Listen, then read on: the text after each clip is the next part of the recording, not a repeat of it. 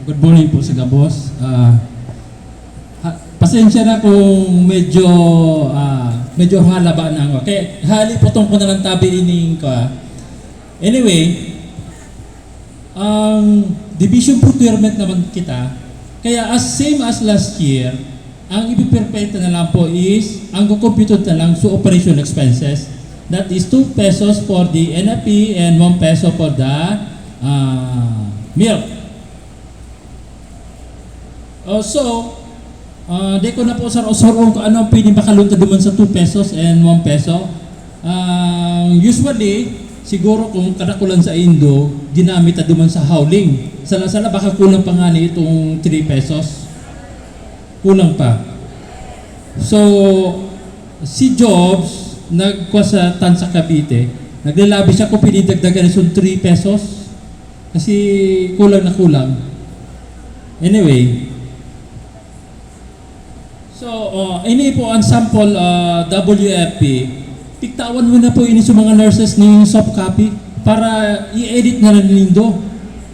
Kasi araw po kayo ni ang pan, pig-remind kami ni Nurse Gilor, si Ma'am Norma will be not available on the 25. Magde-deadline kita ni May 25.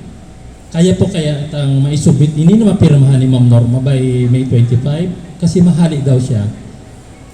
So, ang page 1 tabaga po, so breakdown of beneficiaries, anyway, aram na po nindo ini, di ko na po i-discuss mo po. Maray, doon po kita sa page 2.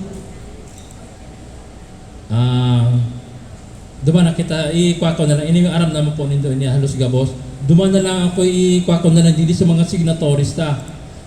Ang signatorista should be prepared by the feeding coordinator, and certified correct by the district nurse. Then noted by the principal and school head and recommended approval by the district supervisor. Appropriation and allotment availability by the budget officer and approved by Ma'am Norma. Kay punta po ini i-prepare at least 5 copies. 1 copy para sa Indo, 1 copy para sa bookkeeper, 3 copies po itao po nindo sa district nurse. Kasi 2 copies ang isusubmit aduman sa COA, 1 sa accounting, and 1 file copy sa office.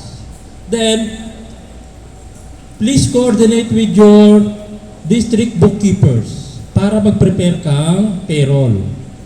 Madepende naman ito sa payroll, depende naman sa bank nindo kung BBP, Land Bank, or ano pa, susarok pa. Land Bank, PBP, Veterans. Okay na kayo. Iyon na lang po. Please coordinate with your bookkeeper. Then, i-remind ko po ulit, ang deadline is May 25. By May 25 po, at least napirma na ni Ma'am Norma. Okay na po. Thank you very much po.